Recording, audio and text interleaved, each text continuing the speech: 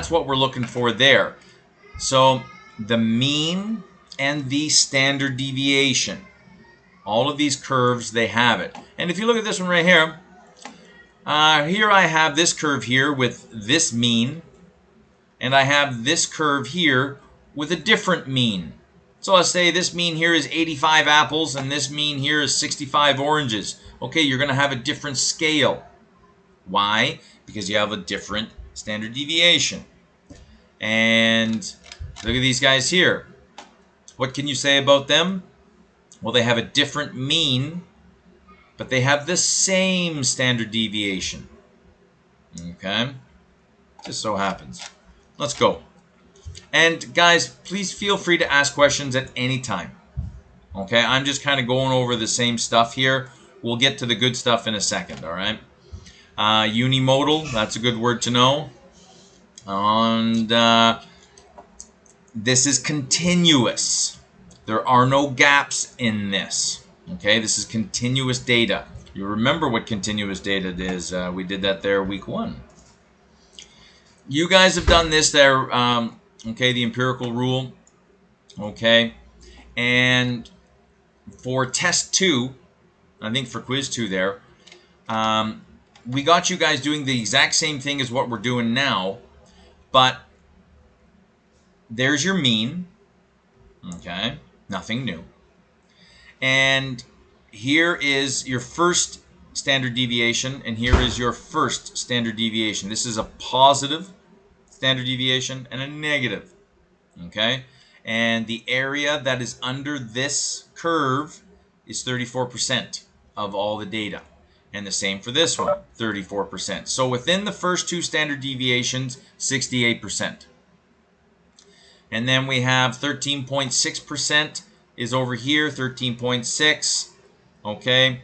But if you, all the data within the first 2 standard deviations, positive and negative, okay, and why is it positive? Because it's above the mean. Why is it negative? Because it's below the mean. And 95%, and then within 3 standard deviations is 99.7. Now, you'll notice my scale down here. Okay, it's written in standard deviations, and I'll show you this. I'll show you what, you know that formula, Z is equal to X bar minus the, or sorry, your number minus the mean all divided by standard deviation. There's a reason why we do that, and it's the transformation from a normal graph with normal numbers, normal number of apples eaten, to a new graph. Hi, buddy, what's going on? Maya dropped me. She dropped you? Yeah, that hurt my head. You wanted me to carry you. Well, all right. I just looking at you. No, did she drop you on your head? Yeah. Oh dear. Yeah, I don't think you're gonna make it, man. You're gonna make it. Now get out of here. I'm teaching the class. Go. Close the door. Scallywag. All right. So what we did there on test 2 is I gave you this one. Okay? And comparatively speaking to the work that we're doing now, this was kind of easier because I gave you points that fell right on the standard deviation. So bang. So I asked you, what was the percentages between this point and this point? Well, this is your first standard deviation, so it's 34 and 34, so it's got to be 68%. And let's say I have this point and this point. How much data falls within here? 95%. How much, and this point here and this point here, how much data? 99.7. Okay, Ian, can you say that enough times? All right. But what happens if I gave you a data point here? Aha. You see now, it's not the easy peasy where it fell on the standard deviation like before, right? And you had these nice easy percentages. Okay? And if I give you a data point here and a data point here, well, it doesn't fall on any lines, so how do I figure out percentages? Your z-table. Okay? And your z-table, which I have a copy, but of course I can't find it. Your Z table, which we'll get into there, I'll show you on PowerPoint. That's where your percentages come from. Okay, these ones here are kind of gimmies. These are standards. These are written in stone. Okay, that all the data within the first standard deviation will be 68.26% exactamundo. Okay, but if I give you a data point here and ask you for everything below it, how do we do that? It's not too bad. The only thing you got to realize is if this is 100% of the data that lies under the curve, as we say here, or 100%, same banana, then how much data is under half of the curve? 50% or 0.5, correct? Right. And this half over here, 50% or 0.5. That's all you need to know. Okay, so I'm going to show you these things here. And let's go. That's area under the curve is 1. And so the whole point of what we're going to be doing is, you see here I have two graphs, okay, two curves. They kind of look the same. But if you look at them there, this is the number of apples eaten, and the average number of apples eaten by octogenarians between 1977 and 1979 in North Dakota was 68 apples yearly. Well, okay, all right, that's great, and 68 apples annually are eaten, and you can tell that your standard deviation lines are here, so your standard deviation is, what, 9 apples? And then you see, for your second standard deviation, add another 9. So these are real numbers. This is real data. Somebody went out there and hoofed it and went around and traveled and got this data down. Okay. Look at this one here. Number of oranges eaten. You have the same thing. There's your mean. But here it's 1,010 oranges eaten by octogenarians in South Dakota in 1977 through 1970. I don't know, whatever. Okay. So it has a mean. Okay, here it's 1,010. We can actually look at our standard deviation here, because there's your first, and here's your second, and there's your third. It's all the same banana. All these guys have 1 standard deviation, and then 2. Sorry, I'm trying to go to my screen. And then 3, right? 68%, 95%, 99.7. So you see here our standard deviation is 20. 20, 20, and then you see minus 20, minus 20. Okay, all right. But we can't compare these. We can't currently, because their means are different and their spreads are different. So what do we do? How do we compare the apples and oranges literally? We use a Z table. And through that, we can transform any of these normal curves with their own data, their own mean. We can transform them into what's called a standardized normal curve, where instead of all, you see these different numbering systems with different standard deviations and different means and all that, bang, what's your mean? 0. And you see our measuring system now is in standard deviations. So I have a question, Ian. Yeah, talk to me. What do we got? So could we do an example with the oranges? Yeah. Say like the average is 10 oranges. Yeah. And the standard deviation is 20. 20 apples? 20 oranges, yeah. I want to know how many are from 1030 to 1070. Excellent question. Excellent. I love it. Let's try it. And see, because what we're doing is I'm going to give you information like this.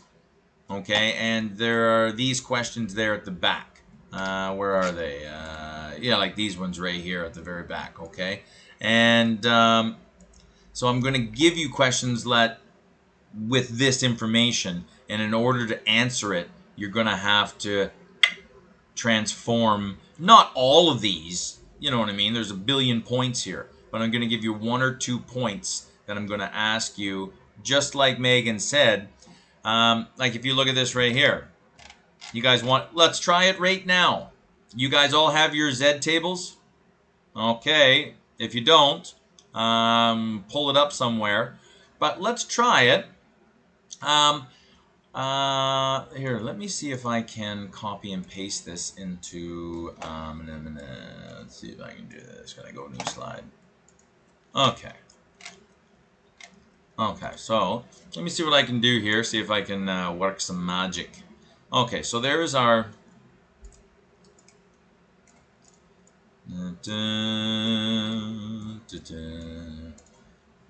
So let's go to 18. All right, so what are we going to do now? Find the area under the curve, which is just another word for probability. Okay. For Z is greater than, no, I can't do that. For, how do I say this? Z is greater than, where's my greater than? Okay, there it is. No, didn't like that. No, didn't like that. How do I use those buttons, man? That's crazy. Okay. For Z greater than, or let's go for between 1030 and 1050. Okay, there we go. Now, here's what we got. Find the area under the curve between 1030 and 1050. Okay, so what I'll do is, do I have this up here? 1030 and 1050. So here is our, and what I want you guys to do, you guys have got to be able to do this for basically every question. You've got to draw a quick, crappy graph, okay, and put in your mean, standard deviation, 1, -1, 2, -2, 3, -3. Because this is where you guys are going to have, and it doesn't have to be accurate. It's just a visual representation of what you're going to be doing, okay? So what we're going to do now is we need to transform, because what we want now is, let me, I'm going to go into Paint. And you see here, what we want is we want to know the area under the curve between here and here. Okay? And this is what we're looking for. So how are we going to do this? Okay? Now remember that this whole side there is 0.5. Okay? So we need to figure out a Z value for this point. We need to figure out a Z value for this point. And this is what we're doing. So you do your formula there. Z is equal to 1030 minus 1010, right? Because that's your formula. So I don't know if you guys want to try this right now. I'm going to go back to the screen here. How are you guys doing? Do you guys want to take a couple minutes and try this out? Because this is good practice. Okay? And so we know our standard deviation is 20. Okay? We know our mean is 1010. So you figure out, let's have a look here. See if I can do this kind of, Z is equal to 10, what do we got here now? 1030 minus 1010. Sorry for the, just kind of doing this on the fly. Divided by what did we say our standard deviation was? 20. Now, whatever that equals. And then our second point, z is equal to, what did we say? 1050 minus 1010 divided by 20 equals. All right. Now, the most... go ahead. Sorry. Go ahead. So what, after we do the the answer, after we get the answers, do we add the answers? Well, this is where it can get a little tricky. Now, how I sent an announcement out there last night. Did you guys read it? It was an email from a student. That one there, please read. That one there is awesome. It was a really good question, and I think the answer went over well. So please have a look at that one. But most importantly, okay, we need to realize that. Let me go through a little bit of review here before we get into this. Okay, let's see if some of this will click. Let's come back to that question in a couple of minutes. All right. What I want, here is your formula here. All right. And if you want to take real points and transform them, just like the question there we just did, we wanted to find out, and you see, the whole point here is it's kind of like choosing a marble out of a bag, right? You can't see what's happening, and these questions go, if I want to choose an octogenarian orange eater that ate between 1,030 oranges and 1,050 oranges over a given year, what's my probability, right? It's kind of like just this, right? And so in order to do this, we would need, okay, to do use our Z formula, okay? And how this works is, the whole point is you're taking from normal number of oranges eaten and you're going to transform them into that standard normal curve, which looks exactly the same, okay? But it's just standardizing it so that we can find out the probability. That's the only thing. So there's our number we're looking for, and I'll give you that, okay? And there's our mean, okay? I'll give you that too. And then there's our standard deviation. So in order to do that question there, we would take one of the numbers minus the mean divided by standard deviation. Okay. And you see, it does work. Like here I have this chart here, all right? And it's exactly the same chart as what we just saw there with the apples and the orange. This one here is with the oranges, okay?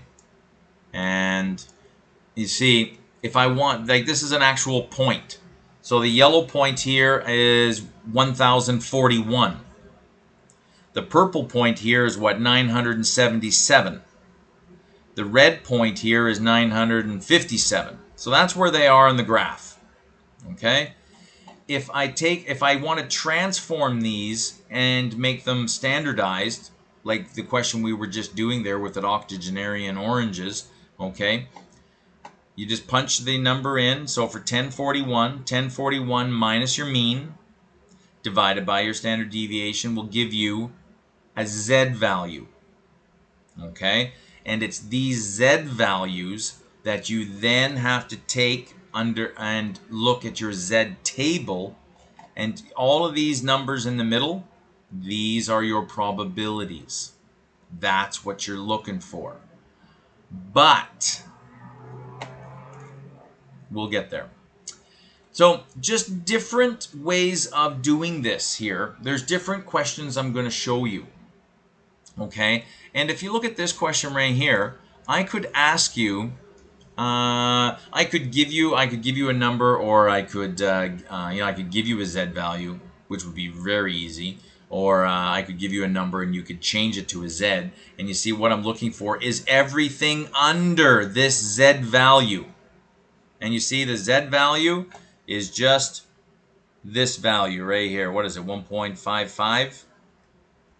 You see now, We've taken real numbers with a real scale and we've converted them into this standardized scale where the mean is 0, and now we're counting in deviations.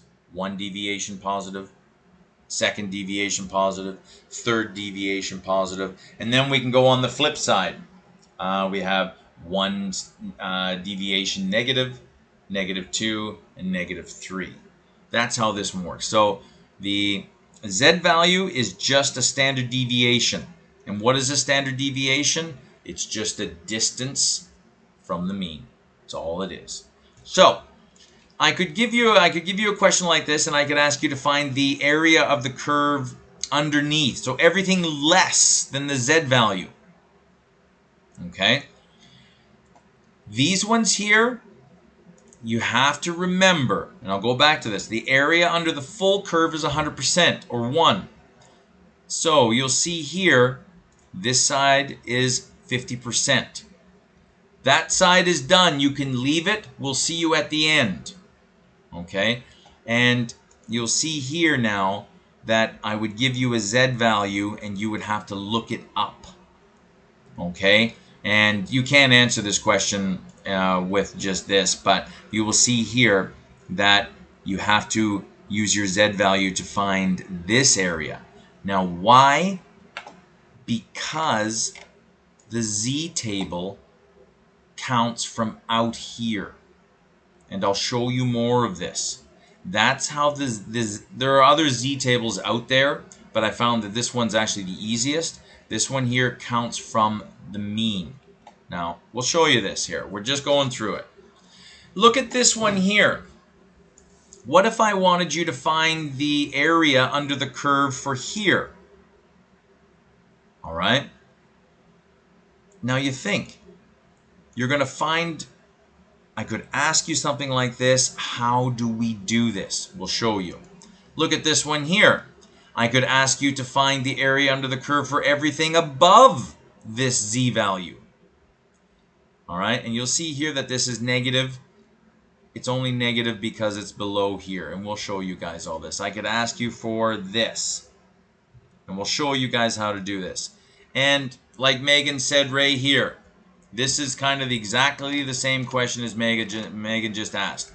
How do I, if I give you 2 values, how do I find the area under the curve for those 2 values? Well, I gave you 1 point and I gave you another point. What were we? 10,030 and 10,050. You change both of those to Z values. Okay? And you find the area right here. Now, remember, what is the total area here? 0.5. You will always need that because it'll be 0.5 minus this area. We'll have to try and find this area. Now, how are we going to do it? All right, let's go.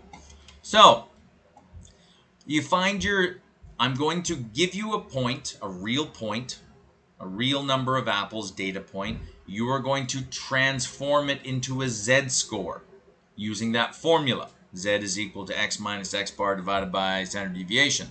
Once you have that Z-score, okay, you're going to look under here for a probability.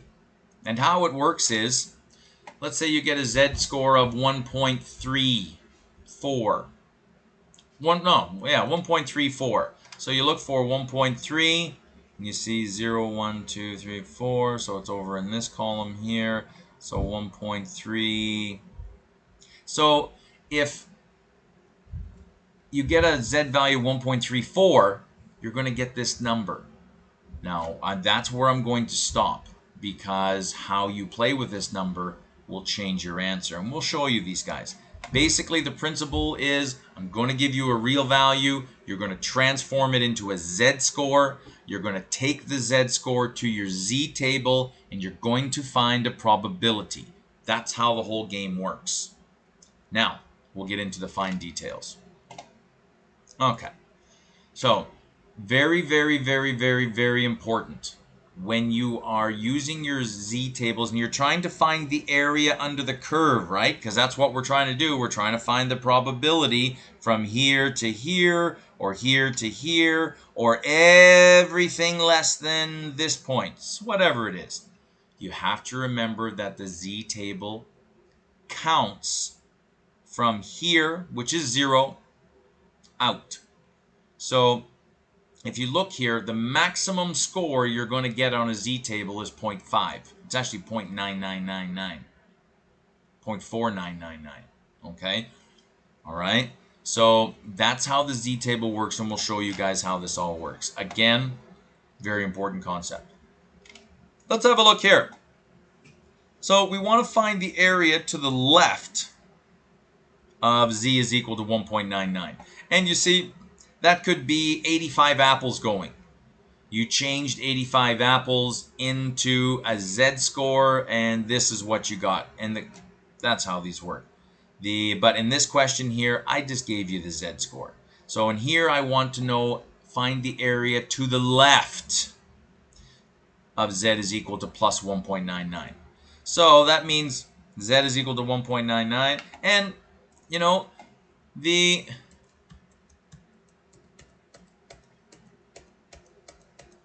sorry. Here's my rudimentary graph. Z is equal to 1.99. So I'm looking for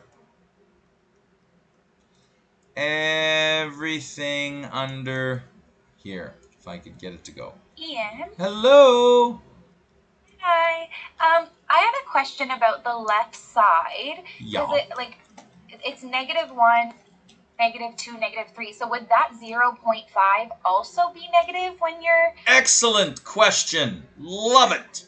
Now, exactly, but not. The negative... Okay. No, you're all good. It's an awesome question. I've heard it before, and I'll hear it again, man. And if it needed to be asked. Thank you. Now, going back into here. Now, you see, let's go back into this graph here. Remember these points here. And these points here, they fell at real numbers. 955, 977, and 1041. Once we transform them, you'll see here that these 2 points have turned into negative 1.65 and negative 2.65. And you'll see that this number here actually stayed positive at 1.55, right? Now, the only reason these two are negative is because they're below the mean. When we utilize them, the negative z-scores, in the table, we're looking for the absolute value of the area, because what we're looking for is the area under the curve, right? And I can't really have a negative area under the curve. Okay, it's always got to be positive, right? Because we're looking for probability. So when you are looking for your z-scores in your table, you must make them positive. So hopefully that answered your question. Okay. These negative z-scores, they're only negative when you transform them here, and they only mean negative because they're below the mean. But if I wanted to find the probability of this z-score, negative 1.65, what I would do is I would crazy zoom out 1.65. So it was negative 1.65. So I would just go to... There's no negatives, just make it positive. So 1.65, somewhere in here, whatever that number is. Okay, 45%. So, I'm sorry, was that Megan who asked the question? That's what we're looking for there. When did I answer the question, or do you need more? Talk to me there. Hello. All right. Well, so don't worry about the negative, okay? The negative just means it's below, it's to the left. And when you're looking up your probability for that z-score, you just make it positive, okay? Because we're looking for the absolute value. We're not looking for negative area or negative probability. Hopefully that was okay. Please let me know if it wasn't. So going back to this question here, I want to know the area under the curve, or the probability of randomly selecting somebody from all of this group. And where did I get that information from? From these three words: to the left. Be very, very, very careful, okay, because this z-score is just a line in space. It's just a boundary. I could ask you for this area, not this area. Okay, so be careful. All right, so I want to know the area under the curve for everything here. Well, right off the bat, you've got a full area here, 0.5. Done. That whole side is done now. Okay, and now we're looking for only this side. So there's your Z, 1.99. You zoom in, 1.99, which is 4767. My blind eyes can don't deceive me. So that's 4767. We add them both up, and now we get a score of 9767. Talk to me. How's that one? Megan, Erica, Katrina, anybody? I feel like that one's pretty straightforward. Good. It's just like the other ones that I'm having trouble with. Good. Then we'll hit those as well. Go ahead. Talk to me. Just let me know when we're going through the assignment, and that's when I'm going to throw you all my questions. Well, I can't answer any questions as far as the assignment goes because it's still live. So Right. I'm trying to dance around the assignment. So these questions Can I here. tell you Go ahead. that I'm going on and see if you can direct me to a different way? Sorry? Can I tell you the path that I'm going on to try and find these answers, and you can kind of steer me in a direction? Well, I think we can. That might take some time. Maybe we can meet after class. If you have, Okay. if you're looking, I'm trying to do this class. I'm trying to teach one way, and if you have another way, go for it. There's 10 different ways to answer these questions, but I will have to do that one-on-one. Okay. Okay. And what's the question there? Like what we were like right here. This question is, you see what I've done now is I've given you a Z value and I'm giving you another Z value. So this is kind of the same question as what we're looking at. Okay, and I want to find the area between Z is equal to 1.68 positive and Z is equal to negative 1.37, which is down here. Okay, so I want to find the area under the curve for this area, and how this works is if I give you two Z values, you gotta look up two Z values. Okay, so because the Z table only counts from the mean out. So from here, negative 1.37, I just look up positive 1.37 and I get 0.4147. So that's our area for here. And I look up 1.68 and I get 4535. So now you add these two up and you get what? 86 point, there you go. So there's an 86% chance of pulling somebody from this area. That's how these things go. These ones here are very good. You'll see a couple of these. These are just a different terminology, but different notation. But you'll remember there from week 10, this is probability. So what we're asking for here, probability of Z from 0 to 2.16. Now, I recommend for these questions and all questions, draw a little chart. Okay, and you'll see here, what was that? We were looking for 0 to 2.16. Okay, so we're looking for the area under the curve here, and you see your z-table measures from here out. So you would just type in 2.16 into your z-table, and you would get an answer of 0.4846. And if you look at that, that looks like 48.36%. That really does. Okay, because this is 50% over here. This is 50%. And yeah, that looks like around 48%. Really want you guys to try and anticipate your answer. Okay, that's what we're looking for there. How you guys doing there? Do we have any? Here's the reverse, where I give you the area under the curve, and you have to go backwards. So, what do you guys got there? Questions there? Do you guys want to look at the assignment or the? Let's go over the quiz. I don't know if you guys want to do the assignment. I'm game. The assignment, there are some technical issues there, but can we go over one where we are given 2 negative values? Oh, okay.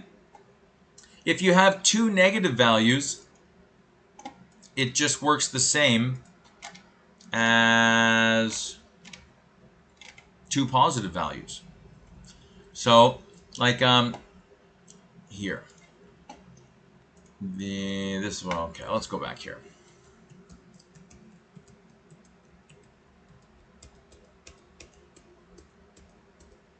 Okay, so how would you figure out? Let's go back to that original question. What was it? Let's see if I can draw this out a little bit here. What was that? Z is equal to, what was it? 1030 minus 1010, all divided by the standard deviation, which I think was what, 20, right? Okay. And so that was for 1010, and what was the other Z value? I think that was 1050, wasn't it? Sorry for you guys there. If we're looking at this one right here. Okay, so insert shape. I want to go line down.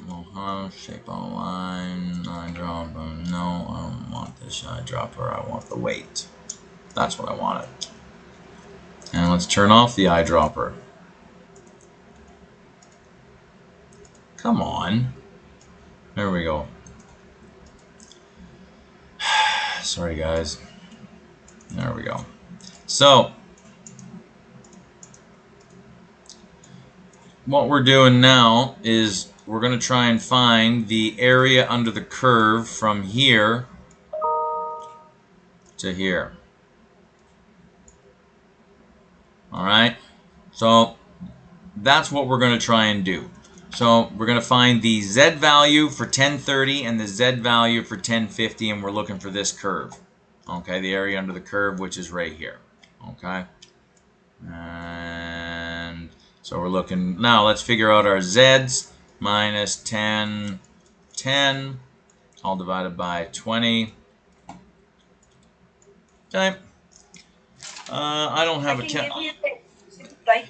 Hello. Hi. Sorry. Do you want me to give you the answers for them? Thank you. Okay, so the first one is 0.3413. So 3, 4, 1, and 3. Yeah. And second one? 0.4772. 0.4772. Okay.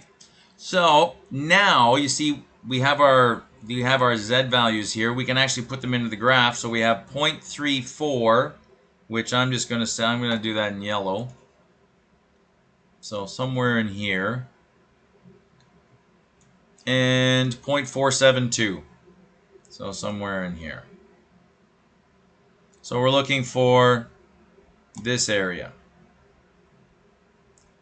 Now, how are we going to do this? How can we do this? Any ideas? Well, if this one here is 4, sorry, I didn't put the decimal in, but you get it. And if this point here is 3, 4, 1, 3, how can I figure out this area? You subtract this one from this one, and you'll get a number. That's how you do it.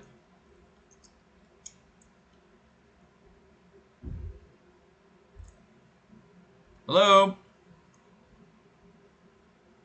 All right. I was going to come on, but you answered it, so it's okay. There you go. Very good. And that's how you do these. And oh, go ahead. After you subtract them, you wouldn't subtract them from the 500, right? Well, 0.5? well, let's think about that. Because when you guys are doing your quiz, when you guys are doing your test, you know what I mean? You know, this is why I recommend doing one of these crappy little diagrams off in the side. Okay? It doesn't have to be to scale, but what it does is, well, for me anyway, I'm a visual learner. I got to see something to believe it, right? And so let's have a look here. If this whole side is 0.5, just like this side over here is all 0.5. All right, 0.5 and 0.5 is 1. Now, because I've colored this in rudimentarily and horribly, this is the area that I'm looking for. Now, and if I subtract 0.472 from 0.3413, I'll get this area. Now, what happens if I subtract that area from 0.5? I'm going to get all of this area, which is what I don't want. Okay? So sometimes you will have to subtract from 5. Sometimes you won't. Like, take for this example here.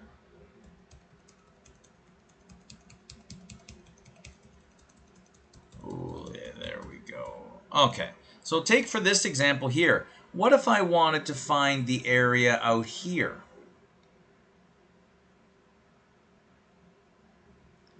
Okay. I just wanted to find the area out here. Well, how does our z-table measure? Like, I'm going to, like, let's say I give you, I don't know, what is that? That'll be negative 2.21. That's your z value for here. Everyone, take a second. Don't look at this anymore. Actually, I will kind of keep it. Have a look here.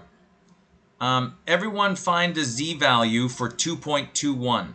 Can you do that right now?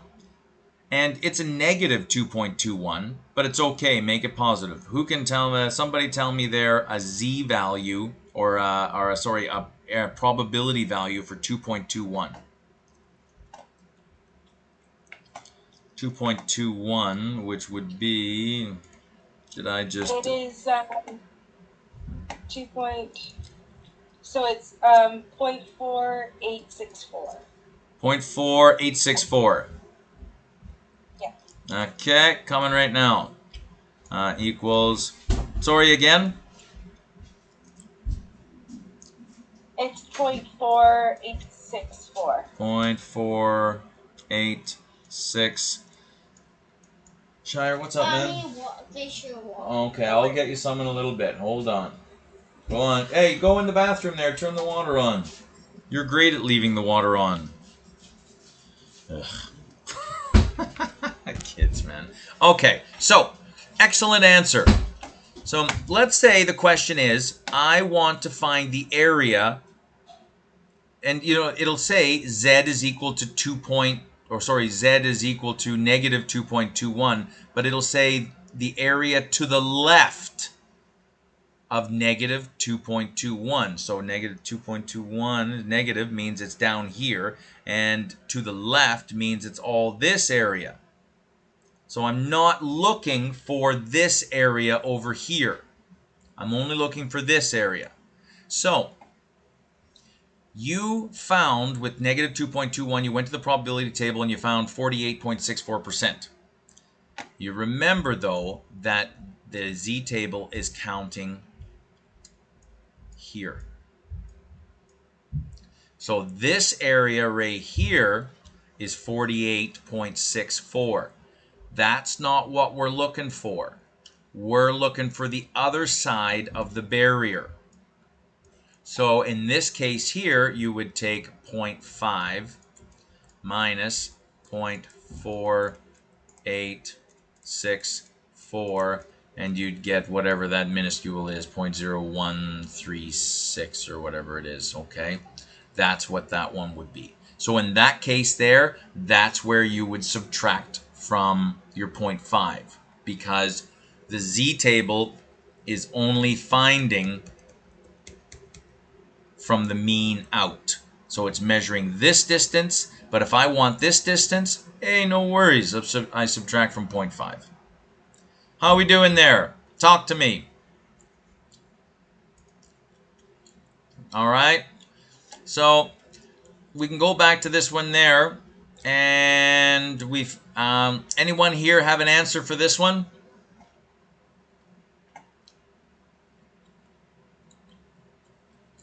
All right. Are you looking for the z value of that? Sure. Let's do this one. Let's go back to this one here. So okay, so I minus them, which equals 0.1359. Okay, well, hold on. Let's okay. get our z values here first. What's our z values? So the first one is 0.3413. I'm just looking at this going 1030 minus 1010 is 20. Isn't it 1? Divided by 20 is 1.00. That's all right. It's all good. That's why we do it. And then the second one is 40 minus, yeah, it's 2.000. Okay, so now what are we doing here? What are we going to do? Find your z-table, find your probabilities. What's your probability there for 1? I closed my z-table here. I'll see if I can figure it out again. I have. Did I not? There it is.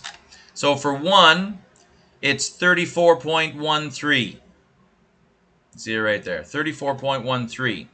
So that's our probability is equal to 0.3413. Okay, and that's going to make that an equal sign. And then here, our probability is equal to, what's probability for 2? 0.4772. So it's 0.4772. So this one right here, the probability, you see the z-table is counting from here to here. That's 0.4772. The z-table is counting from here to here, which is 0.3413. Take your highest one from your lowest one, and that will give you this distance in here. That's how you do these ones here.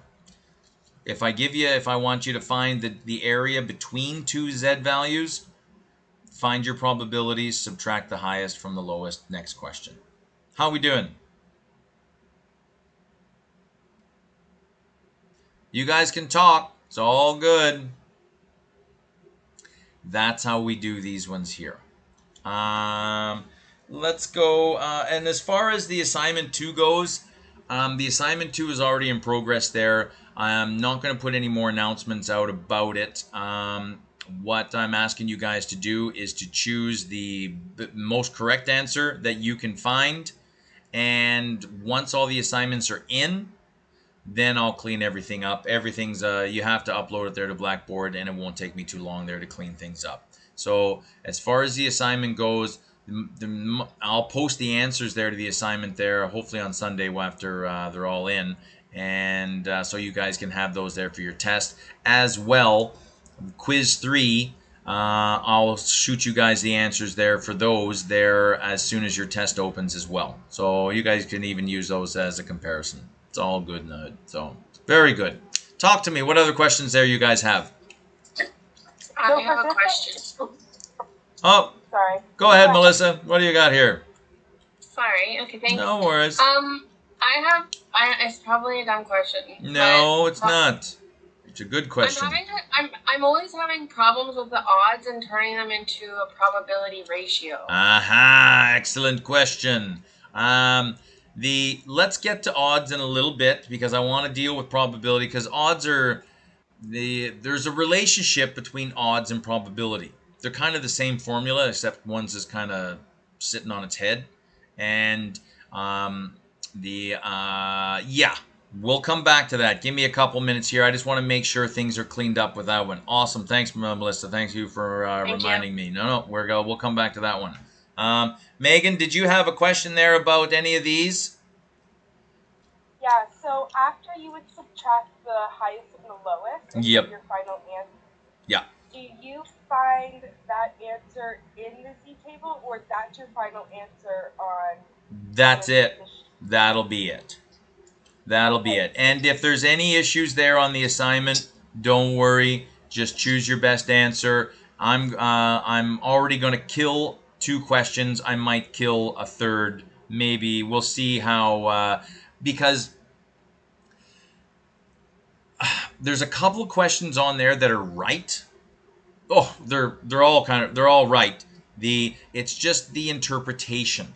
And you see there with these statistics questions, you know what I mean? They're not just 1 apple plus 2 apple equals, you know what I mean? They're kind of long, convoluted questions that are 3, 4, 5. Wait until you see the test. There's one that's like 8 lines long. You got to read a whole paragraph in order to understand it.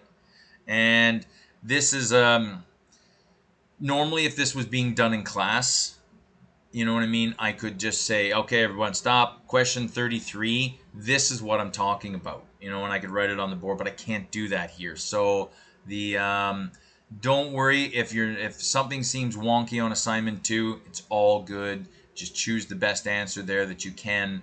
And what I'll do is I'm going to go in there on the weekend and clean it all up. You won't lose it. You won't lose a mark. You guys know me by now. You're not going to lose a mark for anything. Blackboard has been horrible.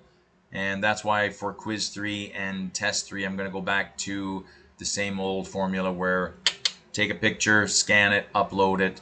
There we go. So that's the plan there. Sorry for the experimentation. I tried to save some trees, but yeah. Megan, that's how that one goes. So you find your you find your Z, your Z, find your probability, subtract the lowest from the highest, and that'll give you that area right there. So, you know what I mean? Just getting back into these questions here, like I could ask you everything below. I could ask you things from 0 to here. I could ask you from 0 to here, negative. I could ask you from a negative to the positive, all this area in here. I could just ask you for this area. I think on the quiz, I ask you for this area and this area. I give you 2 Z values, okay? And one of them is negative. Don't worry about it. Just throw it in here, positive, find your prob, add the 2 up, and away you go. So that's why we do this. Students are usually pulling their hair out, and I can just imagine a lot of students lost a lot of hair there last week looking at this stuff, and this week here it looks more familiar. And next week there, it'll be cake. It's all good. So talk to me. Megan, how are we doing? Anything there to do with standard normal curves? Because we're going to move on to probability and odds, that kind of stuff. I think I'm okay for now. It's all right. Hey, you know what? Thank you guys for coming. I wish more students were more vocal. And I appreciate, and honestly, maybe I'm just a weird teacher, but I appreciate you guys emailing me and asking questions. And even so much there was one from a student last night that it was just awesome. And the answer, I think it was pretty clear, and I posted it there to the announcements. So please have a look at that one in the announcements as well. Okay, and but very good, makes me happy. Erica, I don't know if you're still recording or still there, but if you guys are okay with this, you'll see there that your quiz, Yeah, right here. Is this it here? Yeah. So you have a look at your quiz there. It'll be kind of the same banana here. We've got some easy peasy true or false, these kinds of things, probability. Again, we're dealing with cards. I apologize if people don't know cards. I've tried to limit them there to as much as possible. Like this one here, the probability that an event happens is 42%. What is the probability that the event will not happen? Complementary probability, right? So that one there shouldn't be too bad. Just be careful with some of these. I've reduced fractions down to their bare minimum. So they, you know, when you take a crazy big fraction like 582,000 divided by, you know, a million whatever, and then you make it smaller and reduce it to the point where it looks like 13 divided by 52. It doesn't look like anything like its original fraction. So just be careful on those. The question there we had was with probability and odds. Now let's go to assignment 2, and what do we got here? So you look at the odds here. The odds and the probability have a relationship. Now, who was that there? That was Melissa. Melissa, what is your formula for probability? Oh, yeah. I think that's my problem. I don't have a formula. I mean, I know that I thought that I had to reduce the odd fraction and then take that and turn it to a ratio. Okay. Now, this is where you get a pen, write this down. It's in the week 10 PowerPoint. Probability is, there's a whole bunch on the quiz and on the test that will be from the week 10. I'm just going to go into here, weekly, week 10. So this is the week 10 PowerPoint. And, oh yeah, there's your formulas.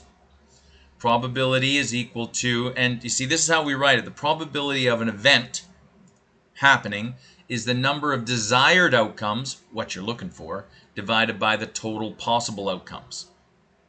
Okay? And so like if you're looking for a 4, you have a 6-sided dice, 1, 2, 3, 4, 5, 6, and I'm looking to roll a 4. Well, what is my probability of rolling a 4? Well, a number of desired outcomes. I'm looking for a 4, so there's one face out of 6 faces that I want. So 1 divided by 6 gives you, I think it's 0.166667. Okay, so 16% chance of rolling a 6. Complementary probability is everything that you do not want divided by everything.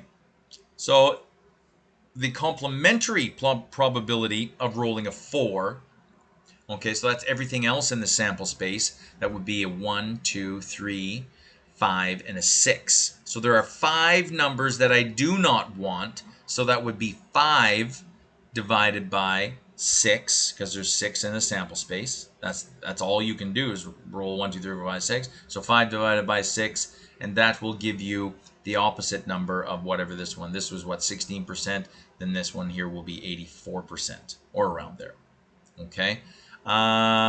Melissa, there's another one there. Oh yeah, this is all good stuff here. Where is the odds? These two here I will come back on to, I promise you, theoretical and empirical probability. The theoretical probability of flipping a head or a tail is 50%, right? 1 divided by 2. But here we flipped a coin 5,000 times and we got 2,850 heads. And you see here, we got 57% heads. Is that really how it is? Well, that's our data. That can't mess with it. But this is what we call empirical probability, real-life experimental data, not theoretical like here. The odds, law of large numbers, I like it. And here's your formula for odds. It's similar to the formula there for probability, but it's different.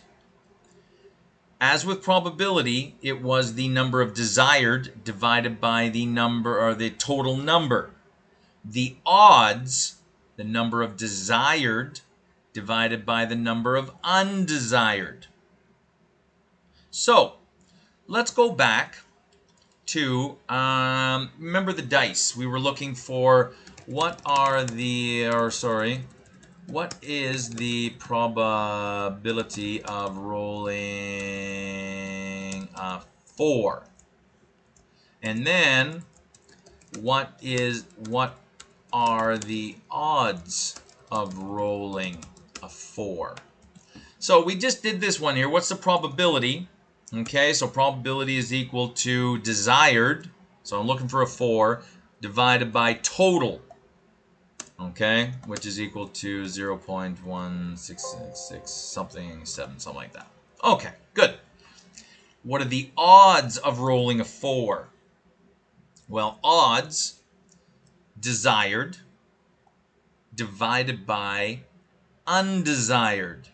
So what are the numbers on the dice that are undesired? I got what? 1, 2, 3, 5, 6. So I got 5 numbers there. So 1 divided by 5, which is equal to 0.2. So you'll see there, the probability and the odds, there are similarities, but there are differences. Look at this one here. Okay. If the probability of an event happening is, I don't know, 9 divided by 15. What are the odds of that same event happening? Okay, so if the probability of an event happening is 9 out of 15, what are the odds? Or let's make it 9 out of 25. Whatever, man. Who cares? So 9 out of 25 is my percentage, my probability, which means that there are 9 bananas that I want divided by 25 total. What are the odds of the same event happening? Well, what's my formula there for odds? Probability, the odds is equal to desired divided by undesired. But this is here, probability is desired divided by total.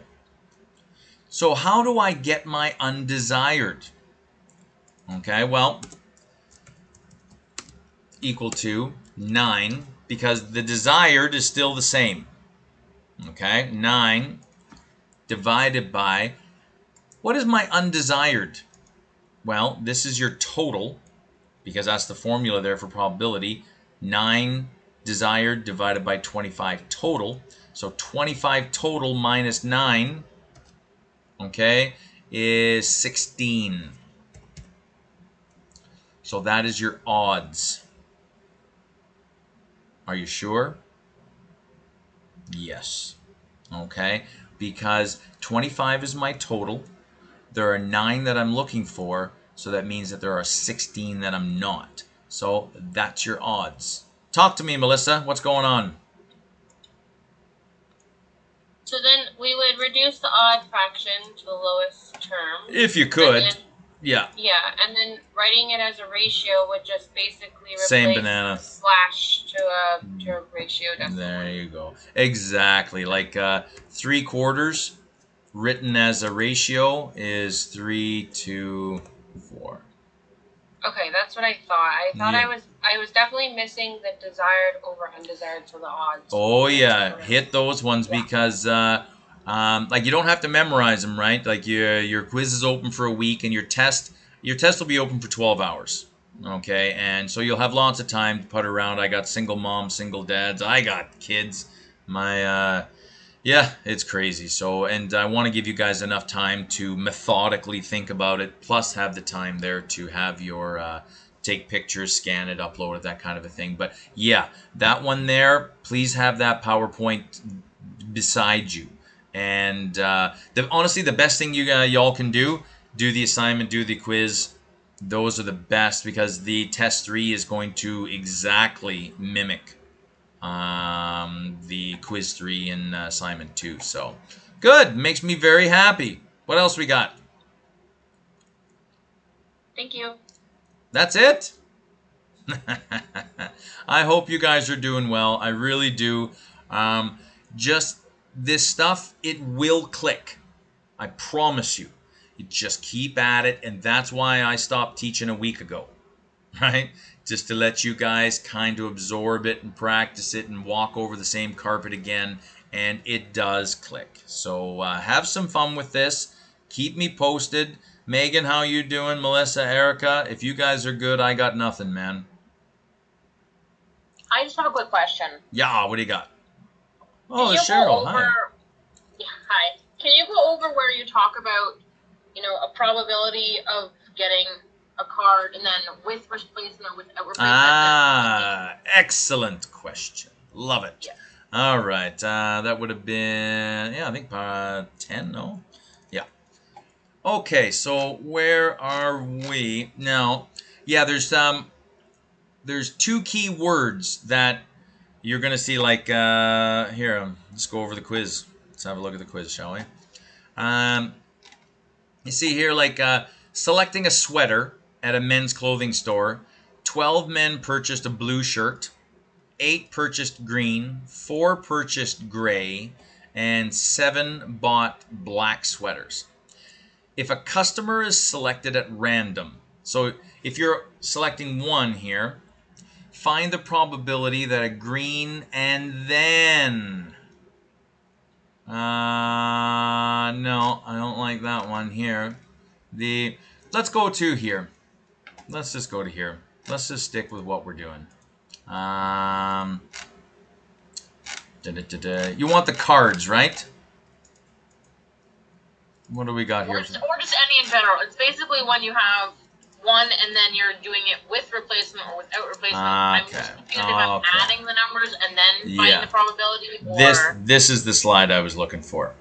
The key words, okay, there's going to be or and then. Okay? What is the probability of selecting a king or a queen? Okay? So this is what we're looking at here. What is the probability of selecting a king or a queen? Now, if it's this situation here, if it's or, it'll be 1 card. If it's and then, it'll be 2 cards. So you have a look here. What is the probability of selecting a king or a queen? If you see or, you're going to add. If you see and then, you're going to multiply. That's how it goes. So you have a look here. What is the probability of selecting a king or a queen? Okay. So, and you notice there that there's no replacement. Okay. Because there shouldn't be. All right. So what is the probability of selecting a king and then a queen or a queen here? How many kings are there? 4 divided by 52. How many queens are there? 4 divided by 52. Add them up, 8 divided by 52, reduce them or to convert them there to a fraction, whatever, however it goes. Okay? Have a look at this explanation here. What is the probability of selecting a king and then a queen with replacement? So, how many kings are there? There's 4. How many queens are there? There are 4. And you'll notice here that I'm choosing 1 card and then I'm choosing another card, but I'm not putting the first card back, I am putting the first card back into the deck. So I take 1 card, look at it, and then I put it back into the deck, shuffle it again, and choose. So you'll see here that you have 52 and 52 on the bottom. So I multiply these guys here, which is 4 times 4 is 16, 52 times 52 is 2704. which gives us 1 over 69. Okay, which turns into this. Have a look at this one here. What is the probability of selecting a king and then a queen without replacement? So you're choosing the first card, putting it in your pocket, and choosing another card. So you've changed the probability now. See, in here, with replacement, you're putting it back, you're not changing the probability. But see here, I take one card. There's 4 out of 52 kings. And how many queens are there?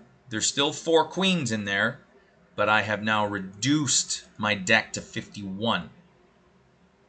Okay, so therefore now, and you see you've reduced the, okay, you've changed the odds a little, or sorry, you've changed the parameter a little bit. Okay, look at this one. What is the probability of selecting a king and then another king without replacement? Well, there's your 4 kings out of 52 cards. Now 3 kings. Okay, and because you didn't replace it, that's now 51 down there. Talk to me. How are we doing, Cheryl? Okay, yeah, that makes sense. Oh, that makes me happy because this stuff is like learning Latin.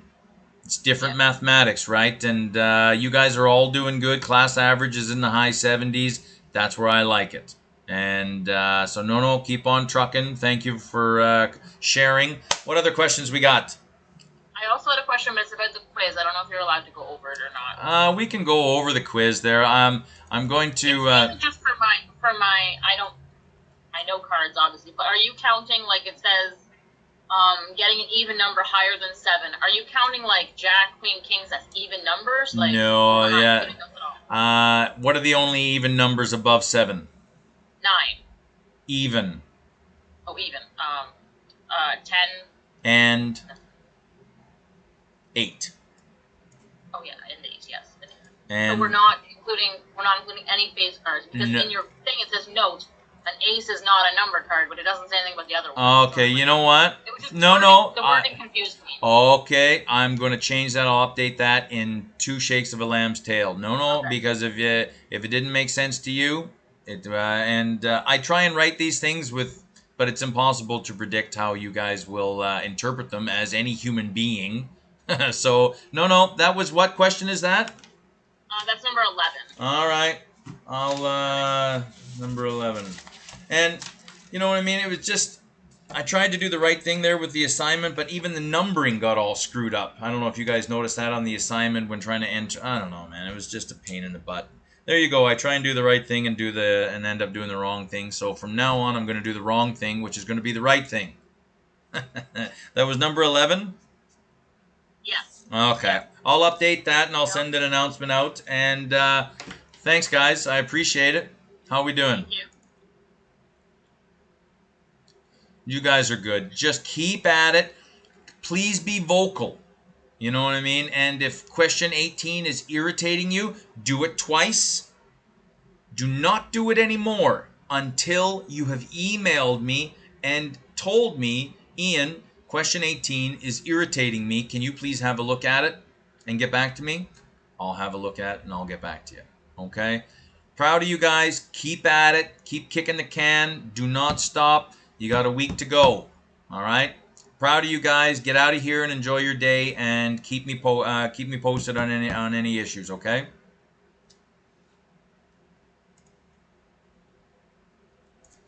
Are we okay? Thanks, guys. I appreciate it. I'll post this there to YouTube in a little bit. Have a great day. Proud of you guys. Keep at it. Anyone has any questions, give me 5 minutes or so and stick around if you guys have any questions. I'll be back in, give me 10 minutes. Give me till 10:25 and that'll see if my kids are being too quiet. I don't know what they're doing downstairs, those kids. So I got to go check on them. So give me till 12:25 if you guys have any questions. I'll be back. Okay? See ya.